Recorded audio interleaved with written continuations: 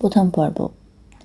অন্ধকারের মধ্যে অনেকের কণ্ঠে একটা উল্লাস চিৎকার শোনা যায়। হইয়া! আলো জ্বলে ওঠে।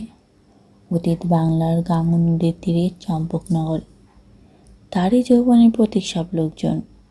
উচ্ছল কোলাহল। একজন লাফিয়ে উঠে বলে, এক ভাইকে, আমরা সমুদ্রের বুকে পাড়ি দিবই দিব। সকলে কোলাহল করে সমর্থন জানায়। অপর দিক থেকে অপর একজন লাফিয়ে উঠে বলে, অপর ভাইরে, আমাদের পিতৃপুরুষেরা নাও ভাসাইয়া হুই দূরান্তের পথে পাড়ি দিয়া গেছে। সেই পূর্বপুরুষের মর্যাদা আমরা ফিরাফির জয় করে নিবই নিব। সকলে আবার সমর্থন জানায়। তৃতীয়, ভাই সব, আমরা ভীতু না, আমরা অথর্ব না। আমাদের অন্তরে জোর আছে, আমাদের শরীরে শক্তি আছে, আমরা হই জুয়ান। তাই তো আমাদের তরে ভাই চাকুরির গদি নাই। আমাদের তরে তাই সাজের বেলায় দাওয়ার উপরে বসে চক্ষু মুদে তামুক টানা নাই। সকালে হেসে উঠে সমর্থন জানাই। অপর, হ্যাঁ তো, আমরা না মান্ডলিক, না গৌলিক, না শৌলিক, না চট্ট, না ভট্ট। অন্য, হ্যাঁ হ্যাঁ, যারা নিজেদের শুল্ক ফাঁকি দিয়া অপরের শুল্ক আদায় করে ফিরে, আমরা সেই মহামান্য বাম হস্তকুলক শৌলিক না। সকলে হো হো করে হেসে ওঠে। প্রথম, ভাই সব, তাই আমাদের প্রধান কুলিক চাঁদ বণিক তো বলে যে আমরা যদি জুয়ান হই, মানুষের পুত্র হই, তো আমাদের তরে খালি অন্ধকারের দুই চক্ষু মেলে অজানার মধ্যে গিয়া আতিপাতি সন্ধান। দ্বিতীয় বলে, এই তো খালি হুই দূরান্তের পথে পাড়ি দেওয়ারই সম্মান। তৃতীয় বলে, খালি লড়াই আর লড়াই, আর শেষে অচেন দেশের সেই রাজকন্যাটিরে জয় করে আইনা তারে বিয়া করাই আখ্যান। সকলে কলরব করে ওঠে। একজন লাফিয়ে উঠে নিজের রংবাহারিণী চাদরখানা বা হাতের উপর যেন মূর্ছিত রাজকন্যার মতো এলিয়ে দিয়ে গান শুরু করে। জাগো জাগো রে রাজকন্যা, বিয়া হবে আজ।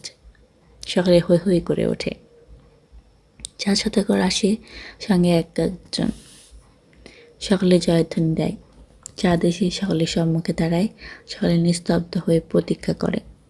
চাঁদ, ভাই সব, একটা কথা মনে রাখা চাই যে দিনে রাতে বুকে ভরসা রেখো, আমাদের জয় হবেই হবে। সকলে তুমুল কোলাহল করে ওঠে। চাঁদ হাত তুলে থামায়।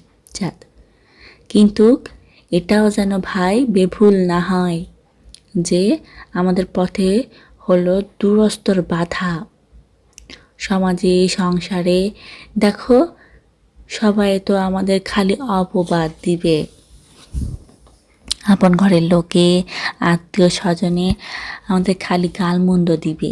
কেননা তুমি যে শিবের ভজনা করো, যেটা সত্য মনে করো, সেটারে যে তুমি মন খুললে সত্য বলো, এইটাই অপরাধ। তারা বলে কালটা খারাপ, তাই শিবেরেও মানো, তারপরে ফিরে চ্যাংমুড়ির কানিরেও মানো। অর্থাৎ কিনা জ্ঞানেরও পূজা করো, ফিরে আবার অজ্ঞানে ভজনা করো। পরামর্শ দিয়া বলে, সামনে না হয় গোপনে গোপনে করো, চুপি চুপি করো। জানি এইসব খুব ধান চাল বেসনের পাটোয়ারি বুদ্ধির কথা, কিন্তু ভাই সব, এই যে চম্পকনগরী, এর যারা আদিকালে সৃষ্টি করেছিল, আমাদের সেই বাপ পিতামহদের দল, তারা কি কেবল পাটোয়ারি বুদ্ধি দিয়া দেশের মর্যাদা করেছে? এই রত্তমধ্যে হতে দূর সুপারকে গেছে, আবার তত্রাৎ পাড়ি দেওয়া গেছে হুই দক্ষিণ সাগরে। সেই তাম্ব পানি তীরে গিয়া নোঙর করেছে। রত্নমূর্তির বুধগুপ্ত এই তো সেদিন হরিকেল পার হইয়া সুবর্ণভূমির সাইরে ওই অগ্নিকোণ ধইরা সুদূর সে কেডার বন্দরে যাইয়া উপস্থিত হলো। আর আজ আমরা কেবলই অপরের কুৎসা করি, খালি অপরের দোষ দিই, খালি শ্রীকালের মতো যেন খিড়কির দুয়ারের কাছে কাছে যাইয়া ধূর্তামি করি। ভাইরে, আমরা কি সেই নিরিরিয়া বাপ পিতামহদের বংশের সন্তান, নাকি আমরা সবাই সব বেজন্মা ক্ষেত্রজ? প্রাণ দিয়া তারা নিজ নিজ প্রাণটারে সওদা করেছে, আর আমরা কি করি? হ্যাঁ দিয়ে বলে। এ চম্পকনগরীর যত নিডরিয়া সদাগর ভাই, সেই সব আত্মার তর্পণ আজ আমাদের কাজ। আমাদের পথ সত্য, চিন্তা সত্য, কর্ম সত্য। আমাদের জয় কেউ ঠেকাতে পারে না। সকলে প্রচণ্ড কোলাহল করে ওঠে। সকলে জয় চন্দ্রধর সদাগরের জয়, জয় নায়ক চাঁদবেনের জয়। প্রথম, সকালে যথাসত্ত্বর প্রস্তুত হইয়া গাঙ্গুরের উত্তর নৌঘাটে যাইয়া উপস্থিত হও। ভাটির টান পাওয়াক্ষণেই নৌকা খুলে পাড়ি দেওয়া হবে। দ্বিতীয়, নতুন নাবিক সব শুনো, পটলা পটলি জিনিসপত্র সব যথাবিধি কম নেওয়া যায়। মোট ঘাট বেশি হইলে গাঙ্গুরের জলে তারে বিসর্জন দিয়া যেতে হবে। এইসব ঘোষণার মধ্যে চাঁদ ও আরও কয়েকজনের প্রস্থান। বাকি কিছু লোক ঘোষণাকারীদের চারপাশে ভিড় করে অধিক মোটের সংজ্ঞা নিরূপণ করতে করতে বেরিয়ে গেল। সামনে কয়েকজন লোক বাকি রয়ে গেল। 1, ওহে ও ভবদেব, নরহরিটারে ভালো কইরা বলো বুড়িটারে ঘরে থুইয়া যাক, ওটার ওজন বড় বেশি দেখায় যে। ভবদেব ভুড়ি টিপে, হয় ওজন তো সাচাই খানেক বেশি বেশি লাগে। নরহরি, এই খবরদার ভেঙছে, বেশি বেশি লাগে। পেট টানবার চেষ্টা করে, কোথা ভুড়ি কোথা? সকলে হো হো করে হাসে। একজন ভুড়িতে কাতুকুতু দেয়, নরহরি তাকে মারতে যায়। 1, ওহে ও শিবদাস, ছাড়ো ওসব ছেলেপনা ছাড়ো, তার চেয়ে একখান সঙ্গীত লাগাও হে। শিবদাস, সঙ্গীত? অপর, হ্যাঁ এসো চৌচাপটে বসো হেথা, ধরো একখান গীত। সকলে, হ্যাঁ গীত ধরো হে, একখান সঙ্গীত লাগাও। শিব, কি গীত কও?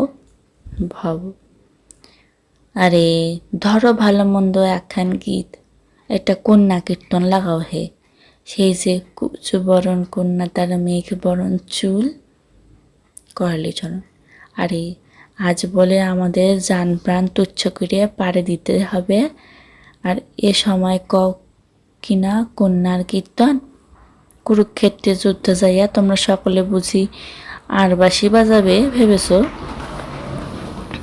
1, ও কি আমরা ব্যাসদেব পুত্র যেন সুখদেব আলো রে?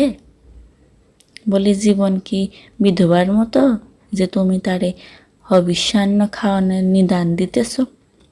করালি, ও বলি জীবন কি তবে খালি রাস নিলে যে দোলাতে দুললে বুঝি আহ্লাদে দিন পাঠাবে? নর, আহা বলি ও কালীচরণ, শুনো বিসম্বাদ করো কেন? তোমার কথাতেও কিছু যুক্তি আছে, আবার ইয়াদের কথাতেও কিছু যুক্তি আছে। 1, বুঝলে হে কালীচরণ, এটা হলো ফুর্তি, আমাদের জোয়ানির ফুর্তি। জোয়ানিটা যতদিন আছে ততদিন লড়াইও যেমন চাই, ফিরে ফুর্তিও চাই, বুঝো? করালি, না, এটা হলো তোমাদের জোয়ানির মস্তি, বুঝো? মস্তিতে আছো, তাই টের চোখে ধরাটাকে সরাই দেখিতেছ।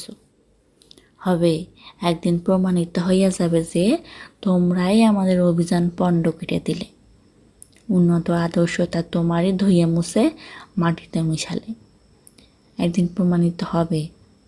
গাউইয়া টাইয়া সব প্রস্তাব। নর, আরে শুনো ও করালি চরণ। 1, আরে ছাড়ো ওর কথা ছেড়ে দাও, ওগুলা মানুষ নয়। নর: না হে, কথাটা কয়েছো যখন, তখন কিছুটা যুক্তি ও নিশ্চয়ই রয়েছে। ভেবে দেখো, ও ও তো এ অভিযানে যাবে। সেই লোক: ওহ, বড় বড় ডিঙ্গির ডহরে মুশিকের দল থাকে, তারাও যেমন অভিযানে শরিকান হয়, এও তো তেমনি। নর: না হে না, কেউ যদি কোনো কথা অনুভব করে, কিছু যুক্তি থাকে, তার থাকতেই হয়। জীবনের এই যে নিয়ম। শিব: ও, তা আমি যদি অনুভব করি তুমি এক ছাগলের বেটা, সেটারও তো যুক্তি আছে। সকলে হেসে ওঠে। আজকে এটুকুই। সকলে ভালো থেকো, সুস্থ থেকো।